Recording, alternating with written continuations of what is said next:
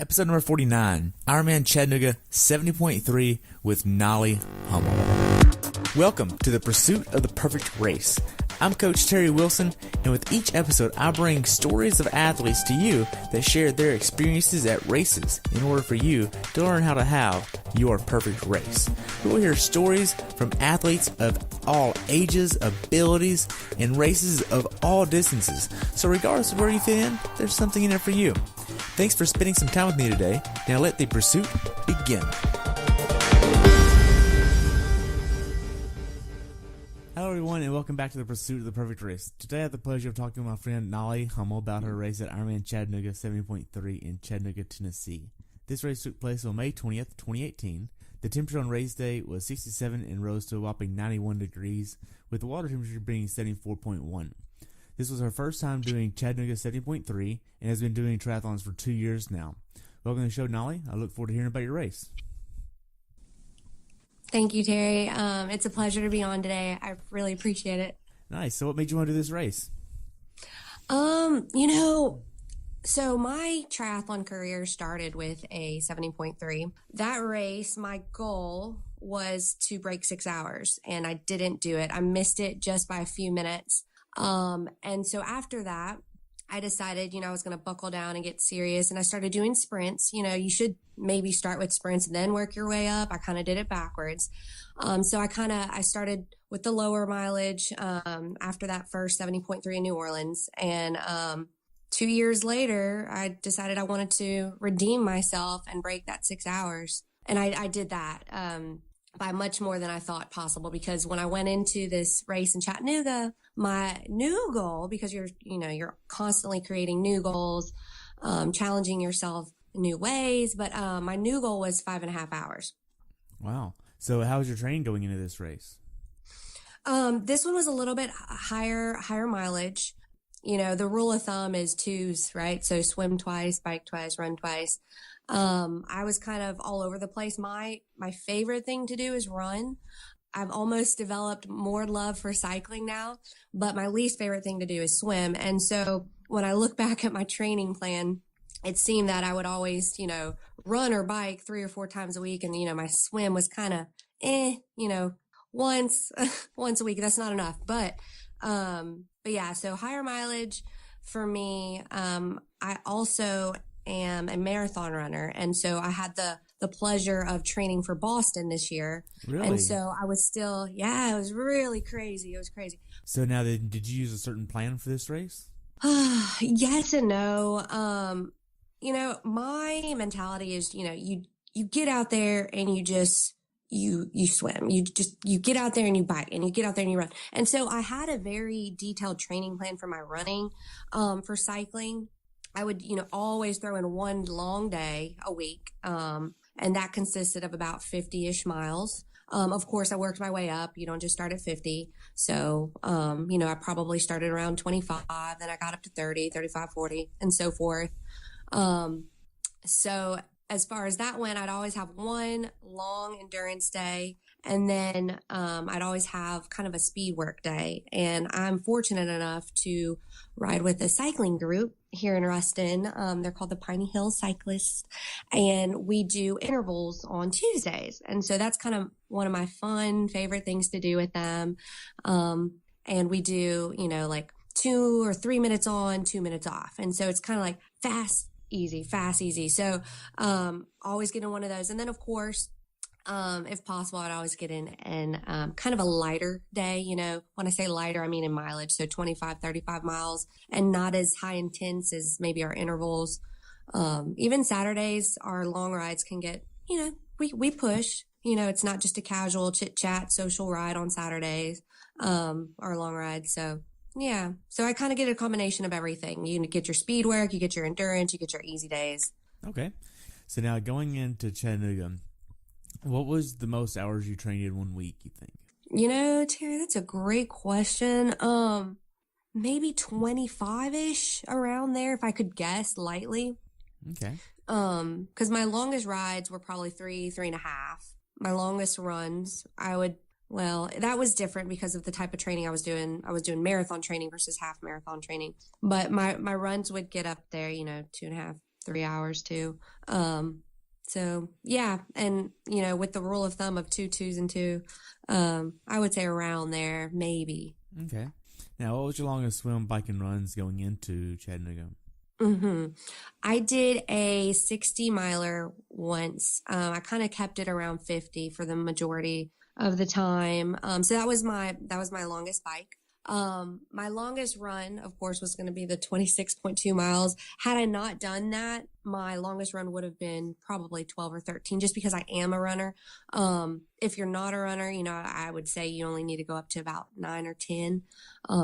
But yeah, so I threw in a lot of 15s in there leading up to April for Boston.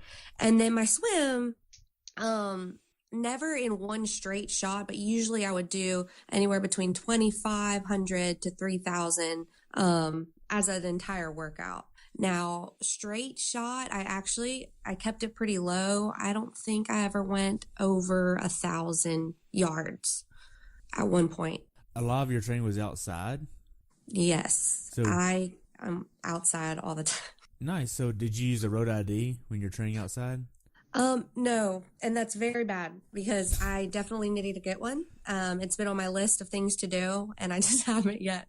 But 100%, if you're out there, if you're outside, especially as much as I am, don't follow what I do and get a road ID. So what specific workouts did you do that gave you the confidence to go into Chattanooga prepared? The confidence on the bike were my long rides. So once I knew I could do 50 and a fast 50 at that, and I say fast meaning I was just grinding the whole time. I don't think I held my 21 point, what did I get in Chattanooga? 21.6. I don't think I held that for my 50 miles when I was training here in Reston, but when you're grinding for, 50, 55 miles, that alone gives you the confidence. Okay, if I can do this now, I can replicate that and do it in a race. For the running, I've always been a strong runner. And I think my Boston training leading up to Chattanooga gave me super confidence. I didn't PR in Boston, so it was not my fastest marathon, but I knew I had the stamina built up. And then between April and May, I did a good bit of track workouts, and track workouts are not my favorite, but they definitely help when it comes to speed. And I had the endurance part. I needed to work on the speed part. So, like 800s are brutal, but they are fantastic when trying to work on your half marathon pacing for running. Swimming, I will go ahead and say I wasn't the most confident with my swim because it was what I've done least when it comes to training. But at the same time, I knew I could swim the distance. I may not be able to do it fast, but I knew 100% I could complete it. Right. As far as your training goes, were there any days where you just mentally didn't want to train? Man, Terry, yes. There were many of those days where you wake up and you just want to go back to sleep. Or maybe my training was at the end of the day and I've had a really long day and I'm just tired. So yeah, that happens. And those days are the hardest days, but are also the days you should really push yourself to go train. I always say, go back to your why. And when I say your why, when you find out your why, your reasoning behind wanting to achieve a goal, when you have those bad days, when you feel like you're too tired or you want to just skip your training plan and you come up with all these excuses why you could, if you go back to your why do I have this goal? What's important about this goal? What does it mean to me to reach this goal? Then that alone should give you the motivation to push through that day that you don't feel like waking up or training. Okay. So what is your why?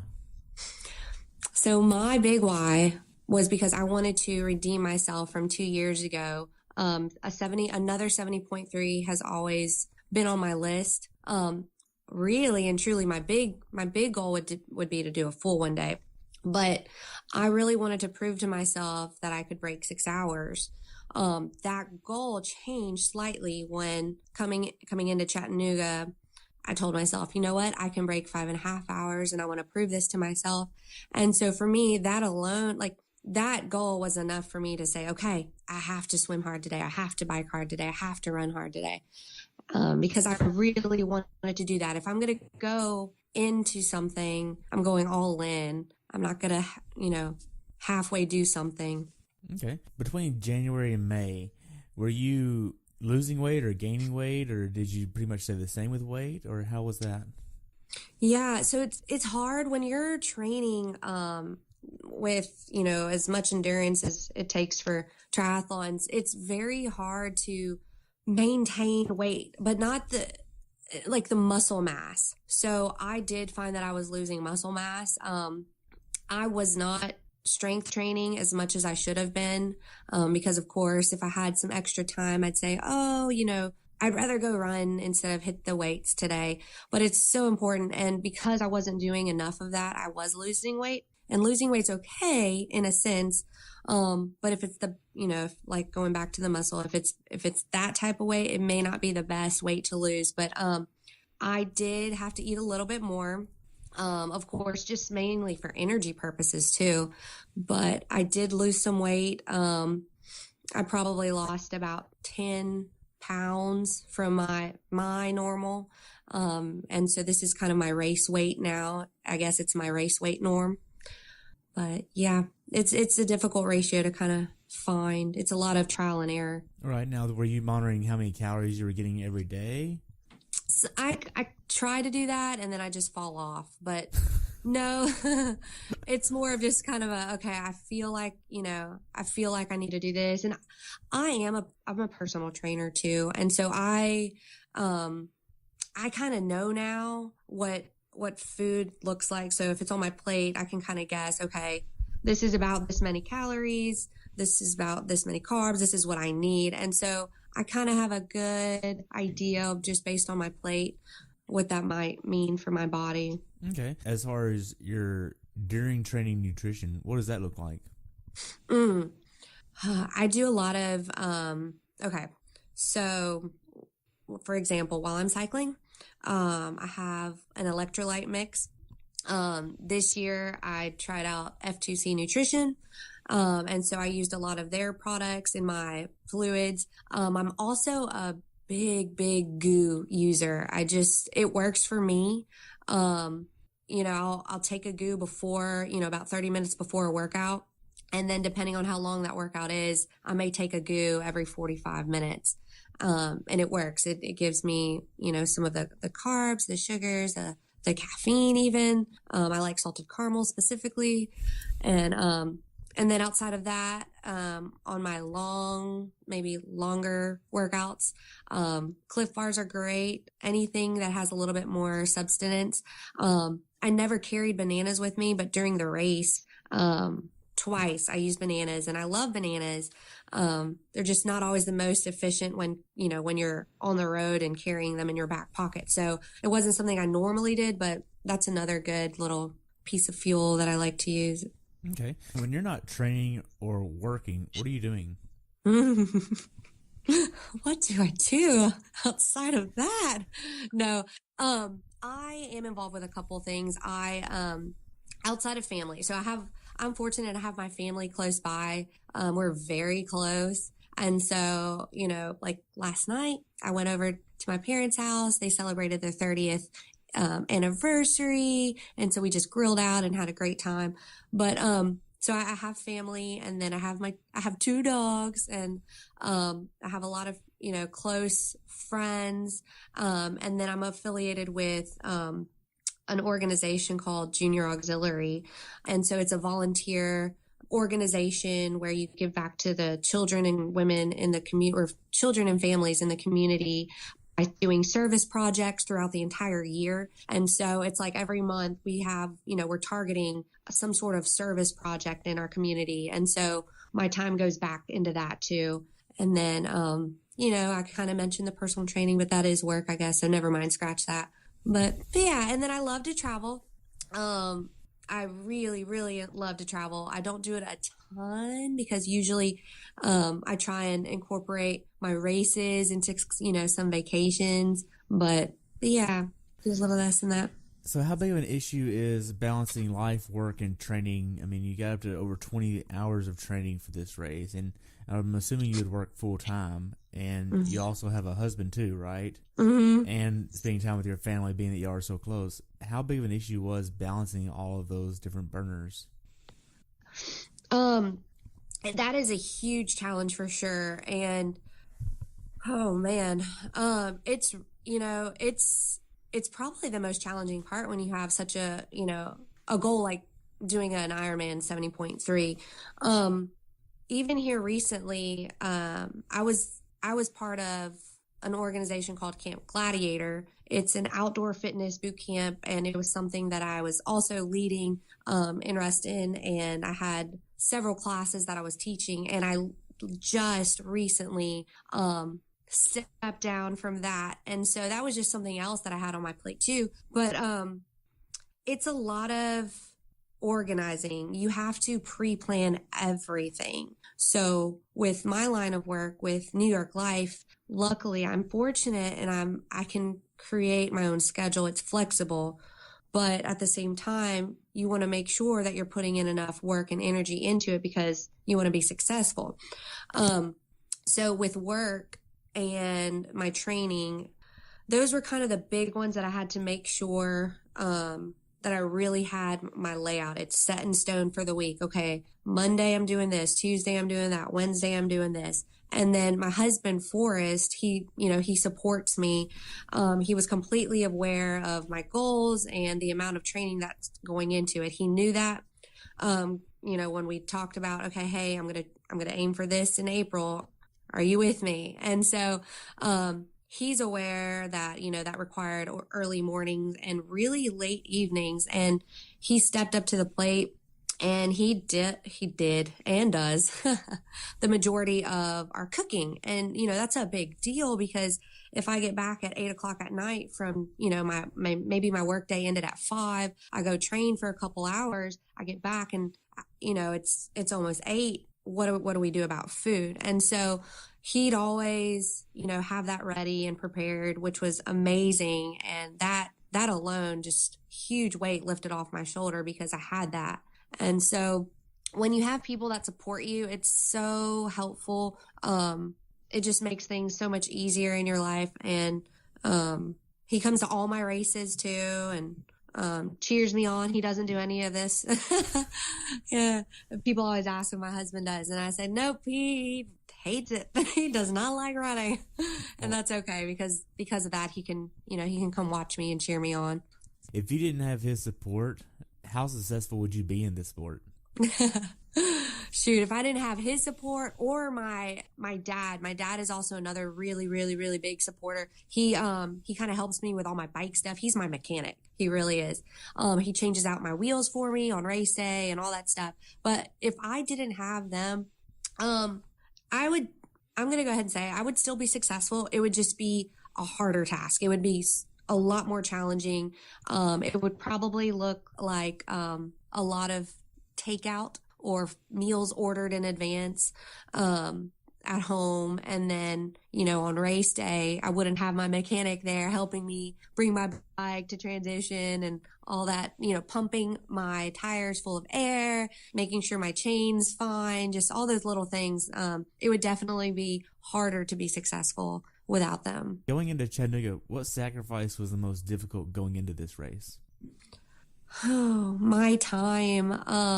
And I say that as a sacrifice, it was my choice, but when you dedicate so much time for training for a race, that also requires you saying no, not just to your own quality time, but time with others, events. We have a lot of friends that are still getting married, and some of them were far away. And, one of the first things I would think about is, can I get away that long? How am I going to train? Can I bring my bike up there? Well, how about I just run? Do they have a pool? And I started thinking about all these things, and there were events that Forrest and I had to skip, parties. And so when I train, I'm not going to say I believe everything in moderation.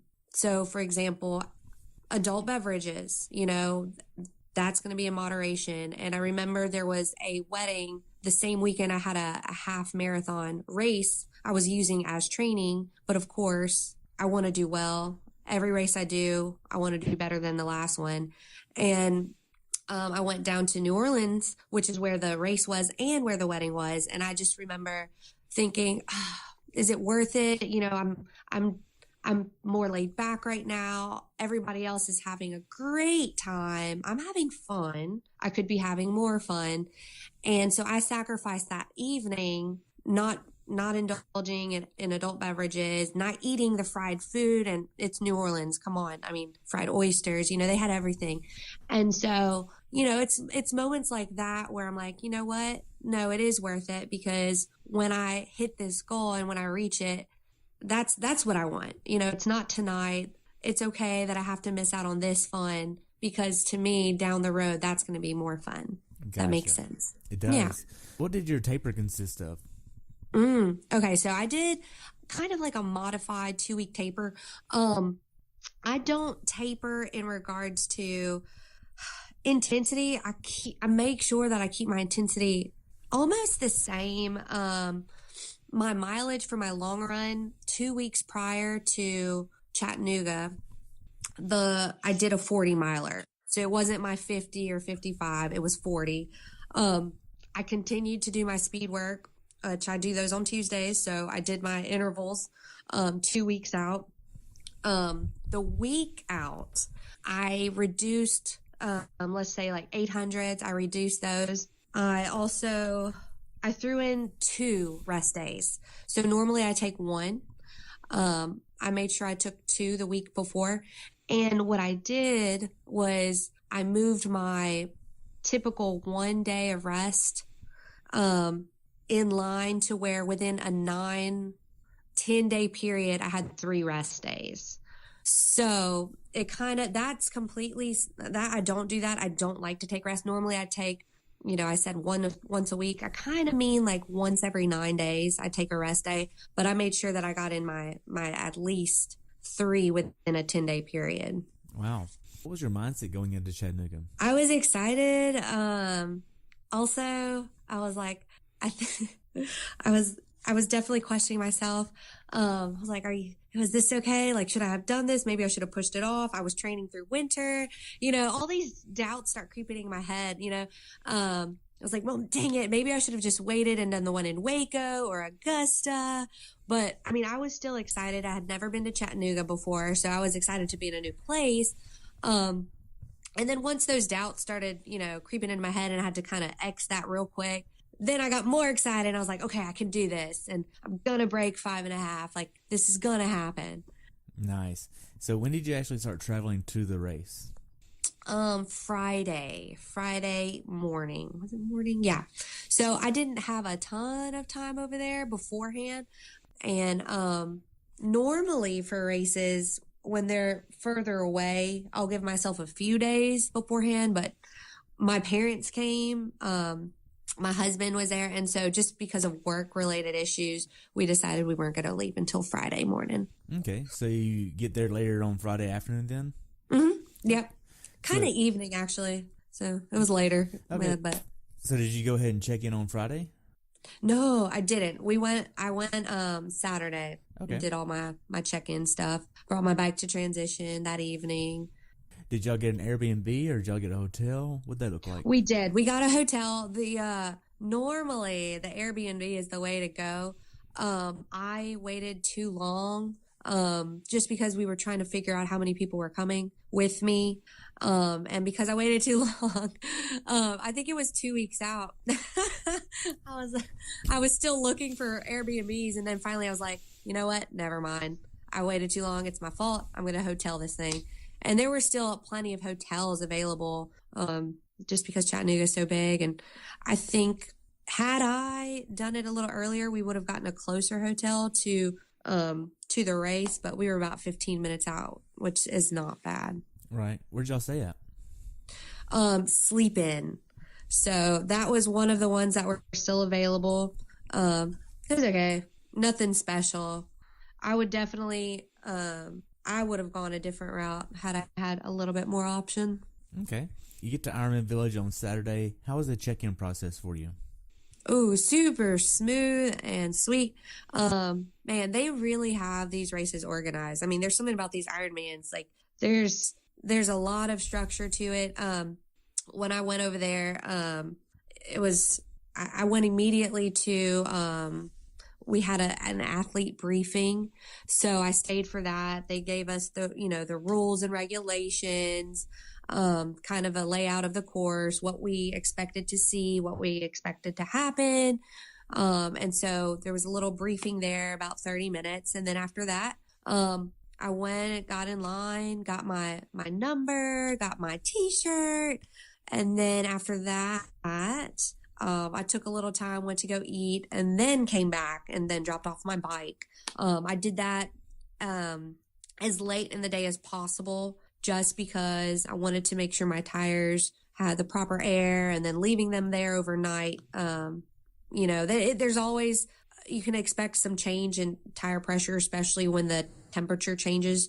Like in Chattanooga, it got a little chilly at night. And so the next day, it might maybe a little bit warmer, or vice versa. And so I did try and check in my bike as late as possible to avoid some of those changes. It didn't help because I still had to put air in my tire the morning of. Right. I did the same thing. So I let about 30, 40 PSI out of my wheels. And then the morning of, I just borrowed a pump and pumped it up to more normal. Yep. Well, what was your last workout going into Chattanooga? So I do my own, I call it pre-race. Maybe everybody calls it that, I'm not sure. But so if I race on Sunday, my last workout is going to be Saturday, the day before. I take off Friday. So 2 days prior, 48 hours prior, I have absolute 100% complete rest. So Saturday, the day before the race, what I do is an easy 1 mile warm up running. And after that 1 mile warm up, I do all sorts of dynamic stretches. I do leg swings. I do hip circles. I do what I call straight leg march. I do ankle rolls. I do all sorts of high knees and butt kicks and power skips and side steps and lunges with a twist. And so everything that you can possibly think of to kind of get your body and your joints loose and ready to rock and roll the next day. And so after spending about 20 minutes probably doing those dynamic stretches, then I go into a race pace 1 to 2 mile run. And I've broken those up into 800s before. I like doing them consistent, where I do 1 mile or 2 miles at a time at race pace. And so, or a little bit faster than race pace. And for me, that just muscle memory. It's showing me, okay, this is the pace you're going to run tomorrow. Remember this. And so after I do that 1 mile or 2 miles, it kind of depends on how I'm feeling. Then I take a second. I rest. I might stretch just a little bit, static stretching, and then I'll do a cool down, easy 1 miler. And so in total, it's probably about 4 miles. If I'm near the race, then I'll try and get in a swim. I've done that before, where I'll do a short, 15-minute swim and then get out and go run.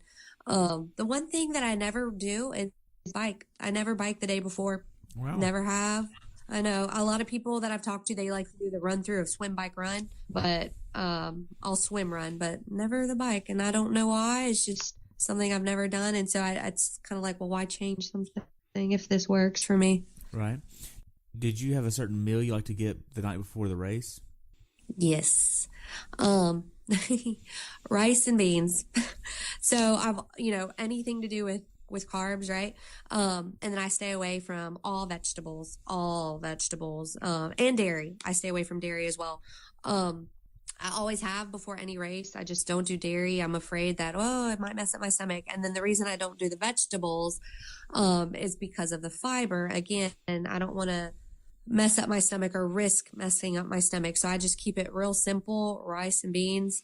When I'm out in a town, that has red beans and rice, that is my favorite, and I somehow perform the best after red beans and rice.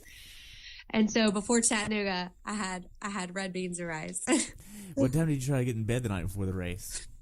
Oh, try is the word. Okay, try. I laid down a little bit before 10.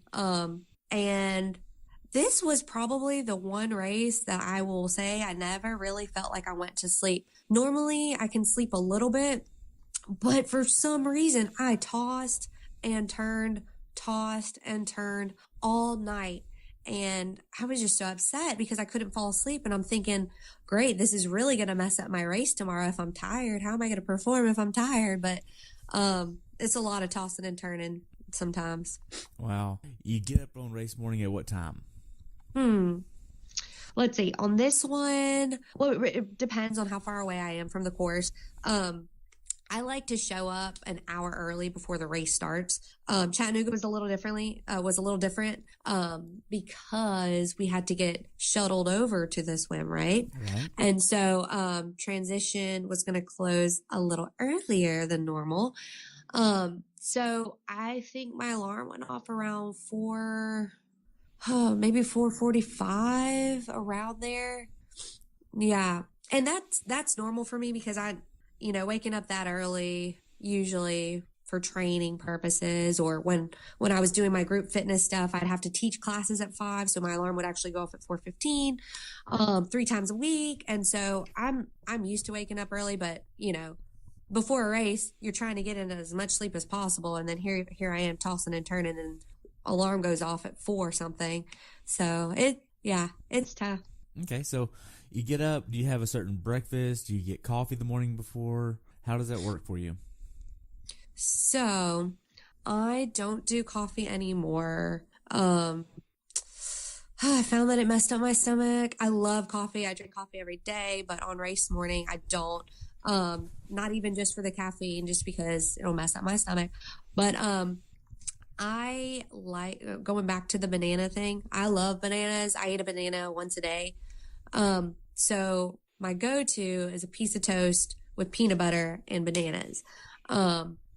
Race morning, it is so hard for me to eat. I guess I'm just a combination between just, I don't know, maybe just being nervous and early on top of that. But, I have to force food down. I really do. And then I'm, sipping on water a little bit here and there. But that's about it. Water, or my water mix, my electrolyte mix, and then the banana, peanut butter, and bread.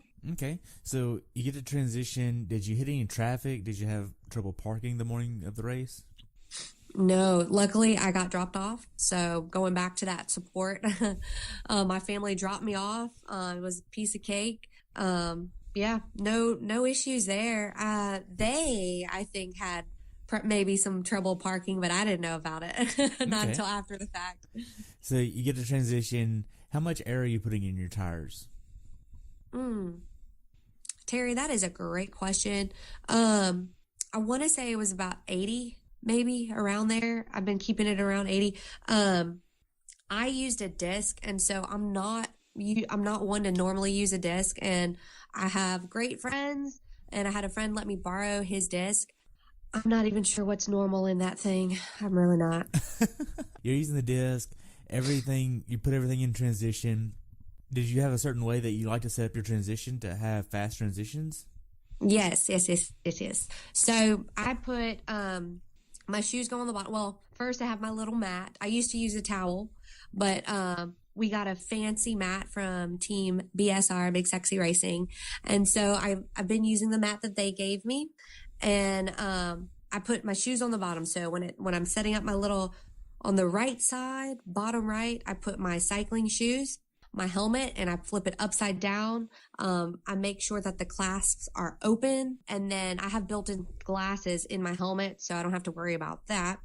I have about 4 or 5 goos that I line up next to my cycling shoes. And so that's there on the right. And then on the left side, left back, I put my running shoes. This time I decided I was going to wear socks. Okay. Had I known I was going to be as competitive as I was, which was breaking 5, I would not have worn socks, but I thought I'm trying to break 5.5 hours. It's okay. I'll spend 10, 15 seconds putting my socks on. Normally that's not a thing, especially for my sprints. I go sockless. But anyway, so I put my shoes, top left, socks. I have my belt, of course, with my bib. I leave that open, and then my sunglasses go on top of my hat. So when I'm there, when I'm picking everything up, sunglasses go on, hat goes on. I grab my belt, put it around me, and then this time socks and then shoes for the run.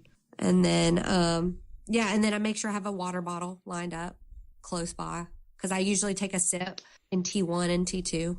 Wow. Do you have a certain place where you want to line up? Mm-hmm. This race was really cool. I had 2 people with me racing as well. Chris Reeves and Blake Rhymes. All 3 of us came from Ruston. And so we didn't travel together, but we met up. And so it was really neat because I found them in transition. And so we shuttled over there together, and then we're just at different swim times, and so we did split up once we got in line. My friend Blake, he's been a swimmer since he was little, and so he was actually 9th overall out of the water. It blew my mind. So he went way up to the front.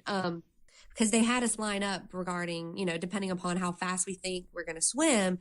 And so I got in the, at first I was in the 30 to 35 minute zone. And then after waiting there for a little while, I convinced myself to walk up a little bit further and to go into the 30, I think maybe 27 to 30. And I was on the back end. I was like, okay, I'll be in the 30s for sure.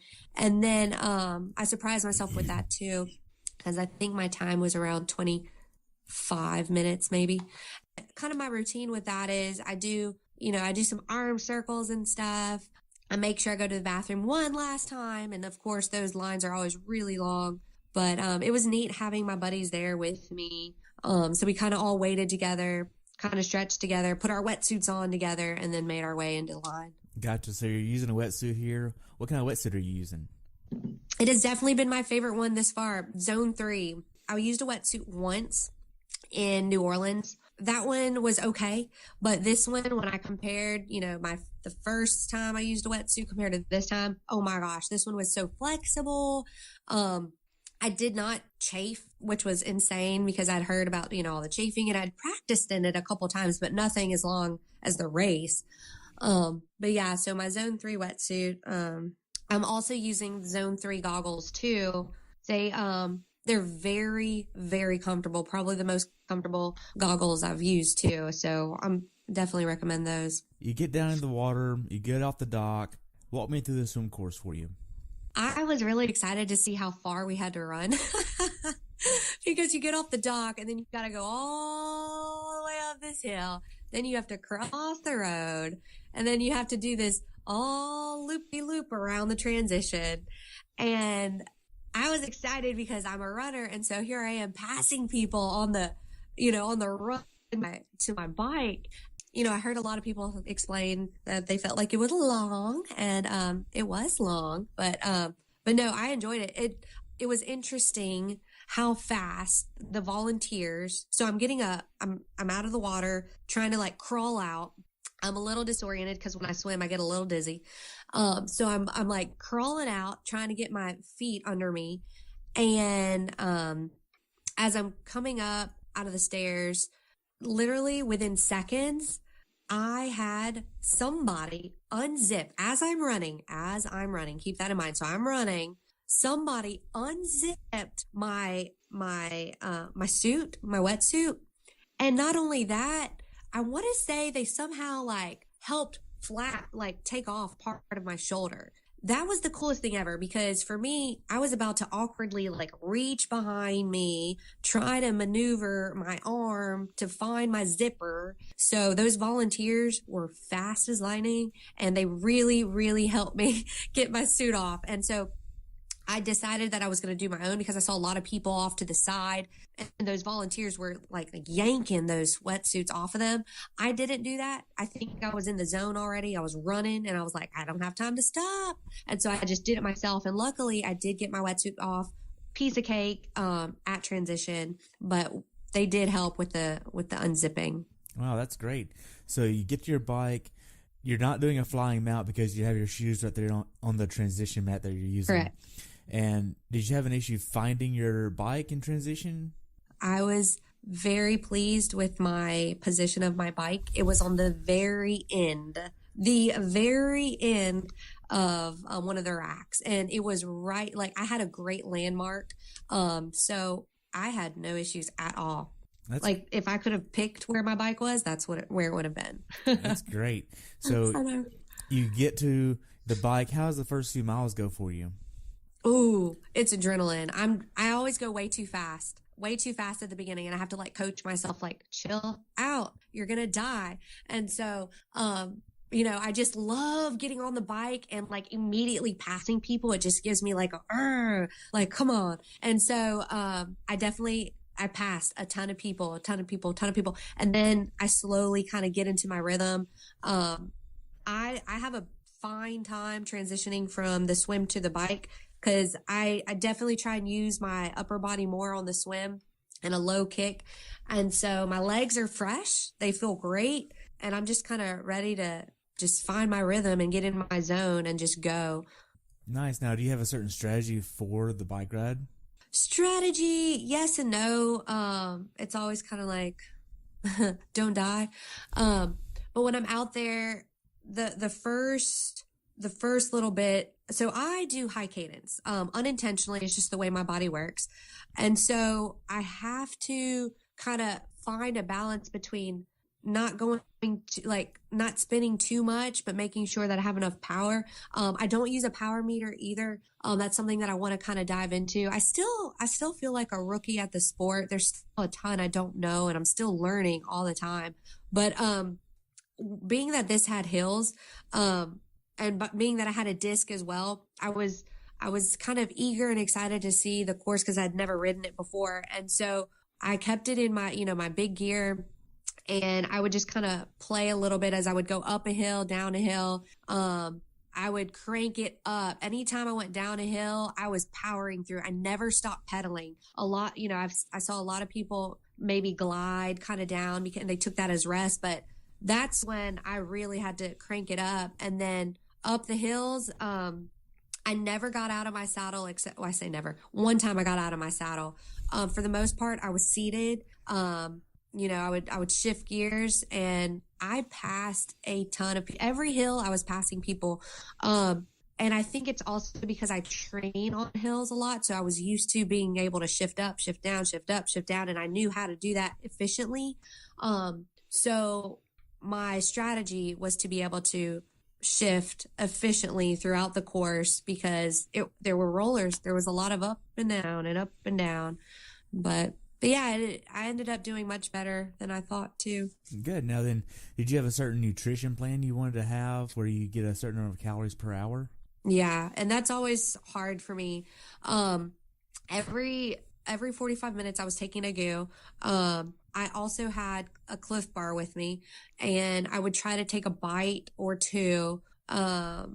It's probably not enough, but every hour. And then I was constantly sipping water the whole time. I also had salt tablets. I took one after the swim, and then one on the bike, and then one on the run. And again, not enough. I ended up dropping them. I wish I would have had them on the run, but I dropped them pretty quickly into the run. But yeah, so between my goos, my electrolyte mix, and then my forced Cliff Bar, that's kind of what I did. Oh, one more thing, bananas. In transition between, I can't remember if it was in transition between swim and bike or bike and run, but at one of those transition points, I had a banana waiting for me at my mat. And so I opened that up, and as I'm running or as I'm getting on my bike, I remember just taking a huge bite. And then again on the run course, back to that nutrition thing, I knew there were going to be bananas out there. And so I had one while I was running too. How did you like the quality of the road for this course? I felt like the quality of the road was great. There weren't, to me, any like major areas where you really had to avoid. you're never not going to have bumps on the road. You're never not going to have little pieces here and there. But I feel like for the majority of the course, the roads were great. Right. So the last few miles of the bike course, do you have a certain transition to help you prepare for the run? Okay. Yep. Great question. So about the last 10 miles, I start kind of moving this is going to sound kind of funny, but I start kind of moving my body a little bit. So I start kind of moving my hips. I start getting my hips ready to start working in a different way. I start kind of stretching out my back, and I'm doing this as aero as possible, right? So I'm trying not to get out of my aero position, but at the same time, I need to shake out my legs a little bit. I need to loosen up my back because I'm stiff. Like my neck is stiff, my lower back is stiff. And so almost moving my neck side to side. And that starts about 10 miles out, and I'm just a little bit, nothing crazy. And then, getting closer to about 5 miles out, I start, spinning a little bit more. So higher cadence. So I'm trying to get my legs ready and ready to go a little bit faster turnover than what I'm doing on the bike. And I say that, I say faster, but not faster than when I'd be on the bike, but just kind of getting in that motion of, okay, here we go. Like this is the motion you're going to be doing, not as much power. And then on top of that, I don't really know how to explain it, but I start kind of tensing, like squeezing my legs a little bit. And in a sense, in my mind, it's like flushing out the lactic acid or something. But, I just kind of give my quads a good squeeze. So between the stretching a little bit of my lower back and my neck, kind of squeezing out my legs a little bit, and then going into a higher cadence that last 5 miles, those would be my few things that I kind of do to prepare for the run. Okay. You get to T2? I swear, I sometimes almost forget my bib. T2 is great. It's always a funny feeling, like taking those first few steps off your bike. What I just started doing, not for Chattanooga, but one race before, is getting out of my shoes while on the bike. So kind of leading into that. Normally I would just keep my cycling shoes on and run all funny into transition. But, I learned to do that recently. So I've been putting that into practice. So getting my leg while you're in motion, getting my leg over the saddle and then going straight into a run, trying not to lose too much momentum, is a weird feeling. 'Cause you're like, can I feel my legs yet? Are they there? And you're just questioning whether your legs are going to continue to work or not. And then as I'm running, I find my area on the rack, and, I'm usually pretty good. Like I start too fast again because of excitement, and I do that every time, even though I tell myself not to. But usually my legs are still kind of numb in a way, and so that those first even couple miles of the run, I'm just like, here we go, I'm good. And then reality hits, and my legs are like, nope, you can feel now, it hurts. And so about mile 3 or 4, I start slowing down a little bit, and then I just try to maintain. Right. You got second place in your age group. Did you know that you were that close to the top? Heck no.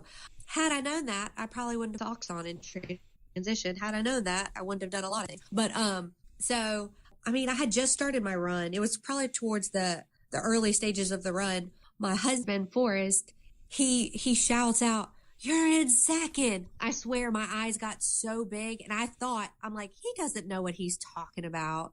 I was like, there's no way he's right. And then I started questioning it as I kept running. I was like, but what if he is right? And then I'm like, no, he's not right.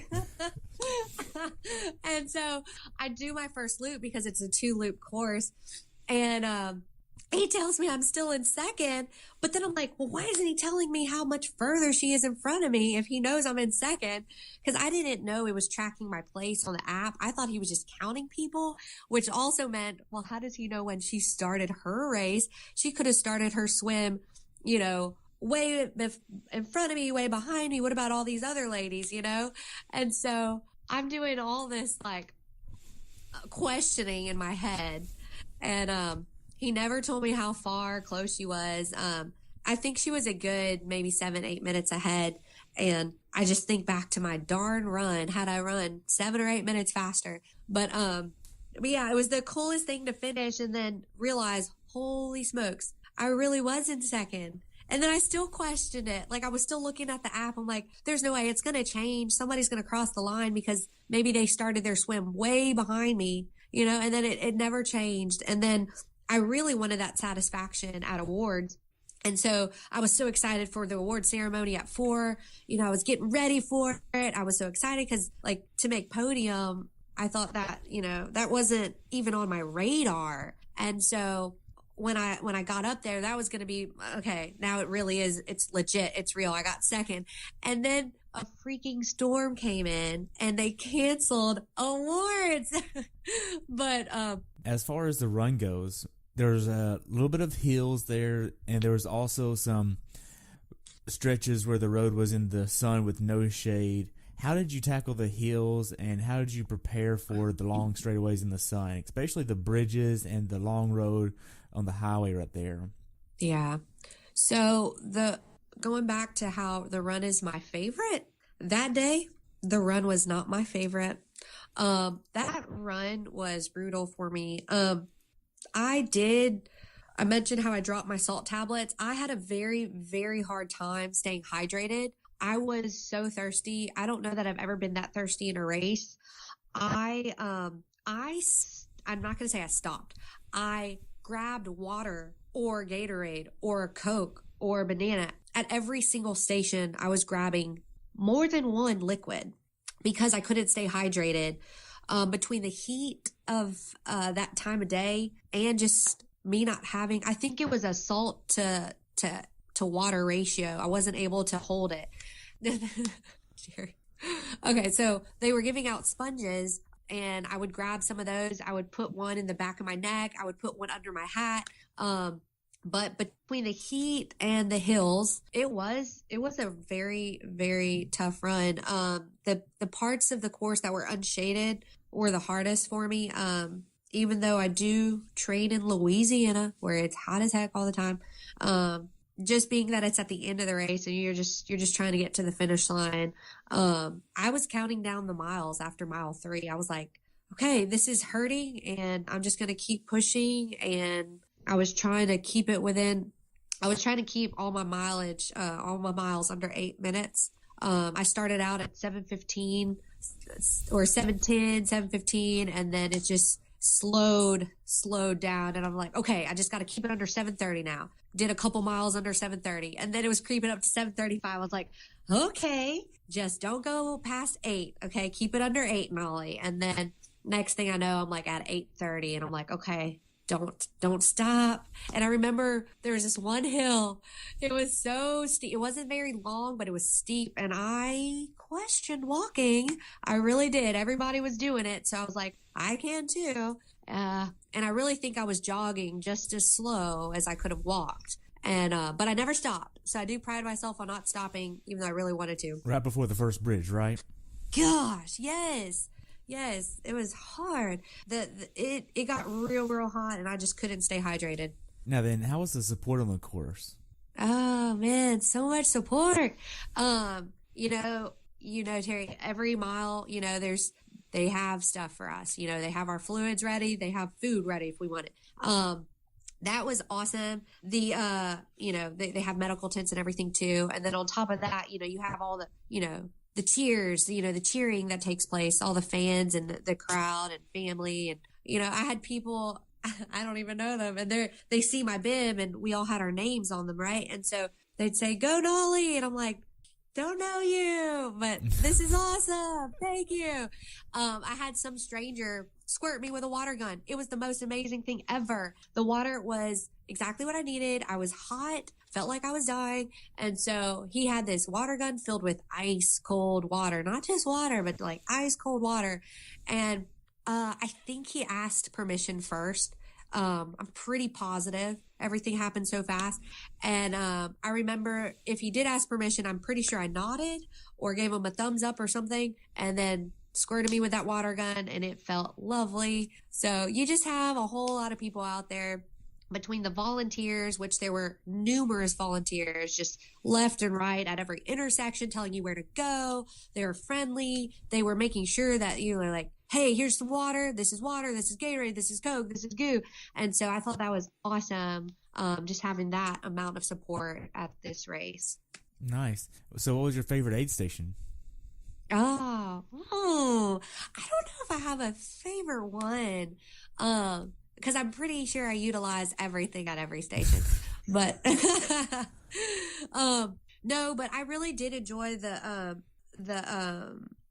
Cokes and bananas, because again, like going back to, I normally don't do the bananas. I love bananas, but I don't normally do that. And the Coke, I don't normally do that, but that day it was necessary. So yeah, I'd say any station that had a little extra something there. Okay. So the last 800 yards before the finish, how was that? Going down that hill? Amazing. It was a great feeling knowing you're so close. And then of course the crowds, kind of get a little bit thicker because they're all anticipating the finishers. And, my friend, Blake, the fantastic swimmer, I'd seen him on the course. And so I was trying to catch him. Not to beat him, but to cross the finish line together.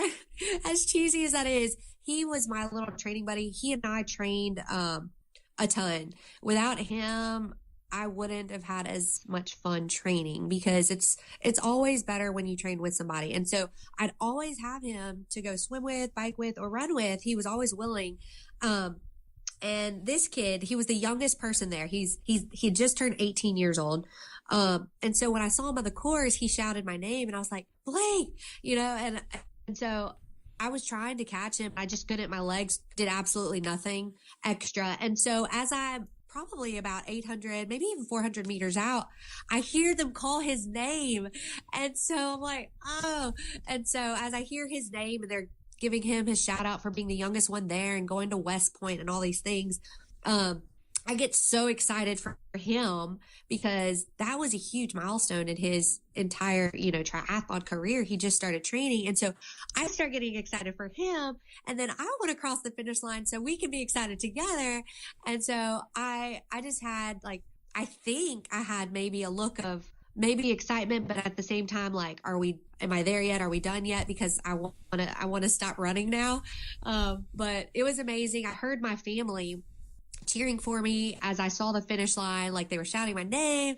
And so it was just the most incredible feeling, kind of emotional too, because it's like, wow, all of this work that, you just put in, all this time, all the sacrifices made, the people that are here, and you cross the finish line. And it's just the greatest feeling, on top of that, hitting your goal and exceeding your own expectations.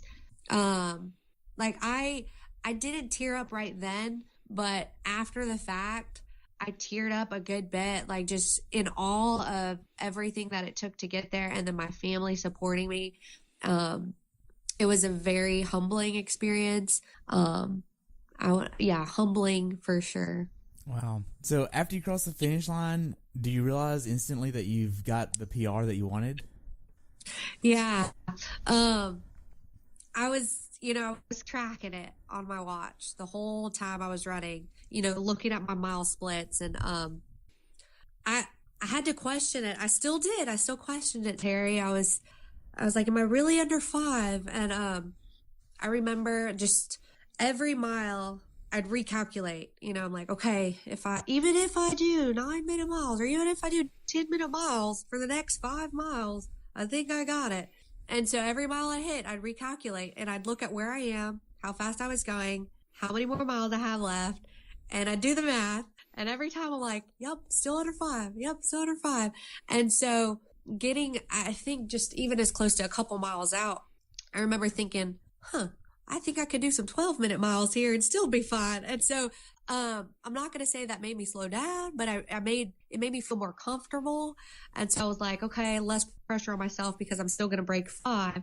And so, just going into that last home stretch, I knew that I had conquered my goal, and gonna, and then in the middle of all that, I had a new goal. Like in the middle of running, I'm like, well, now my new goal is 5. I gotta make sure I break 5. If I do 5:01, I'm not gonna be happy anymore. And so, yeah, right. So you evaluate as you go. And so, yeah, that home stretch going into that, I was like, yes, cross the line. I was like, I did it. I did this. And so it was the greatest. It was the greatest feeling. I have new goals now. So what are your new goals?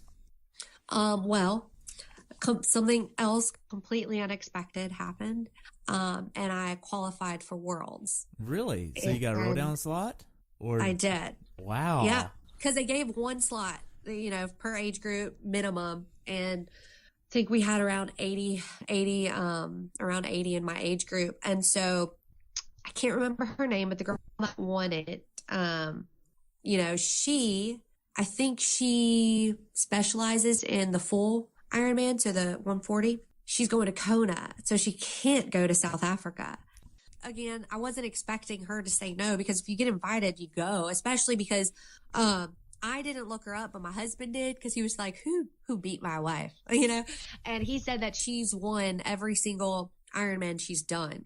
Wow. And that she's going to Kona this year, and that she won the one in Florida, the 140.6 in Florida. And I think that's what gave her her slot, to, I guess Kona. And, anyways, so she passed on South Africa, which blows my mind, because as competitive as she is, and as long as she's been doing this and winning all these races, you would have thought, for sure she'd want to go to South Africa.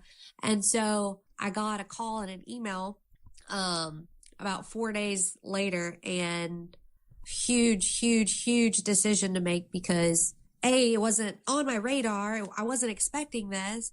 And so now I've been presented an opportunity in South Africa. And so, yeah, so that's my new goal. It's September 1st, which is great, because it's not like I have to train an entire year for a race, because how I thought it worked is you qualify for the following year. Because last year, when I decided I wanted to get serious about triathlons, I went to nationals in Omaha, and my goal was to get top 6 so that I could go compete in Australia this year. And that didn't happen. I don't even consider myself like that I got even close to qualifying for Worlds in Australia. And, so that was a little bit devastating at that point in time in my career. But so taking that into account, where you qualify for a year later, I thought that's how it worked for the 70.3 as well. So my mentality going into this Chattanooga race was Chattanooga was going to be my very last race of the season, because I'd been training pretty hard for a while between Omaha, nationals in Omaha, between Boston and then Chattanooga. And so I told myself, Boston in April, Chattanooga in May, and that's going to be it for me. I'm going to take off for a few months, and just kind of enjoy life as a non-triathlete. Because when I train for something, I'm all in it. And so I'm in or I'm out. And so my mentality was season would end after May 20th. So Terry, when I found out I did so well and then qualified for Worlds, how do I end my season on that? How do I pass down an opportunity that I feel I can, I'm more than capable of requalifying for, but I can't remember who said it best, out of, our team, Big Sexy Racing, but somebody told me that life is so unpredictable. You don't know what's going to happen tomorrow, next month, next year. And so why not take an opportunity at hand today, even if I do feel like I'm capable of doing it again down the road. And so when she said that, it made so much sense, because you never know what's going to happen. And so I think I'd regret passing this opportunity up, even though I was so sure that I wanted to end my season early and just kind of relax.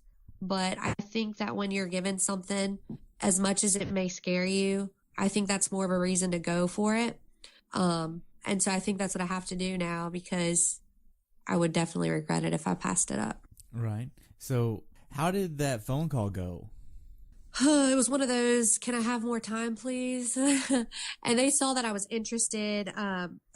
It was more like, wait, what? Huh? And, um, but I did ask for an extension of time just because it was a shock. I was like, I have 48 hours to make this decision. Like for most people, it might be a no-brainer, but I don't know. I like to weigh out everything, and just make sure that, that's realistic for me because, I had other things. I had other plans in September already or another trip. And so I just had to make sure that, okay, can we do this in such short of a time frame? 3 months, 4 months away. What do hotels look like? How, what do flights look like? How long is it going to take to get there? How much, time are we going to have to step away from home? And so, yeah. And of course I had to get my husband on board. Cause the first thing he thinks of is safety. Right. He's like, and of course everything in the news is true. And so he did his research and I'm thinking it's fine. And I'm all optimistic and he calls himself a realist. And so I'm thinking, of course it's fine. They wouldn't have this event in a place that's unsuitable, and he was like, well, have you read this? And have you read that? I'm like, yeah, it happens everywhere, But yeah, so that was his first kind of like, whoa. Is this going to be safe? I'm not letting you go alone. And I'm like, I can go alone. It's fine. I'm a big girl. But yeah, so we're talking about both of us going now and, we don't have flights or anything yet. Okay. We're going to get there. So how much was the actual registration for Worlds? I'm still trying to figure that out. I think it's $450. I haven't paid for that. You're just to get in. I want to say it's $450. And then on top of that, the flights. Oh my gosh. So, I say that I was expecting a little bit more, but at the same time, I'm still like, this is a lot for a trip to South Africa. But, the absolute cheapest flight right now is around 12 to 14. Per person. Per person. Yeah. And I believe that was round trip. It better be anyways. And,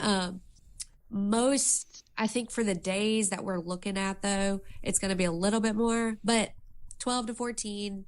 And then, but once you're there, I was looking at some of the hotels, nice, very nice hotels and pretty darn reasonable compared to the States. So, per night, I remember looking at this one hotel, beautiful, 64 American dollars per night. And that is like half the cost of what I consider, that exact replica of hotel here, at least. And so I think everything's pretty inexpensive once you're there, but to get there is the higher cost. Right. And so ship my bike and stuff, I haven't looked into that. I don't really know what to use, but I have a lot of support in Ruston and the people that I've told, I haven't told a whole lot of people yet, but the few people that I've told, they're like, you know what? I'm going to do whatever I need to help you out. Do you need this? Do you need that? I have one friend, he's talking about power meters and I'm thinking, well, if I can learn how to use them quickly, sure.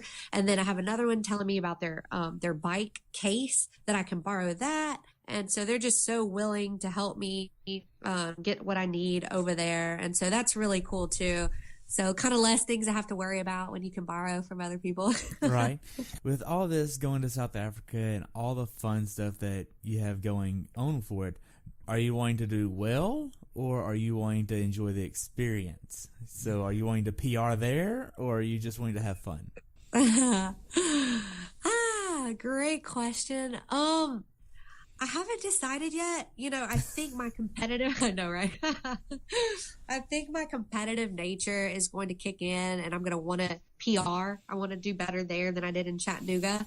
But at the same time, it's like, well, Nali, don't put too much pressure on yourself. This is an amazing, just honor just to be there as a whole. But Terry, more than likely, I'm about to grind down, kick it in full gear again, next 3 to 4 months, just hit it hard. What I'd really, really like to do, no matter what, is start swimming more and getting better at that because, it's my weakest link, out of the 3 sports. And I have a fantastic group that swims regularly. I just don't get out there with them as much. But, yeah, I think, Terry, after you gave me that wonderful question, I think what I'm going to try and do is PR. And there's a way to do both at the same time, right? Like you go out there, you have, you do your best, you try PR and you enjoy it. Gotcha. But yeah, that's what I'm doing. So going back to Chattanooga a little bit, so looking back on it, how well prepared for the race do you think you were? I was pretty well prepared. I knew what I had gotten myself into. I knew what I had signed up for. If you had asked me 2 months out how prepared I felt I would have probably said, I'm not ready. Because I remember about 2 months out, I was thinking, geez, why did I do this? I haven't had enough time to train like I wanted to, because I put a lot of focus on running because of Boston. And anyways, my cycling, it's harder in the winter. So Chattanooga being in May, you're training in winter. And I know Louisiana's winter isn't brutal like it is in other places, but it's still winter and it still hurts when you're on your bike and it's cold outside and that wind is hitting you and hitting you and hitting you and your whole body goes numb. And so it becomes a challenge to ride your bike through the winter. And the trainer and being indoors is just not something I can do. Okay, let me take that back. I can do it. I choose not to because it's very boring.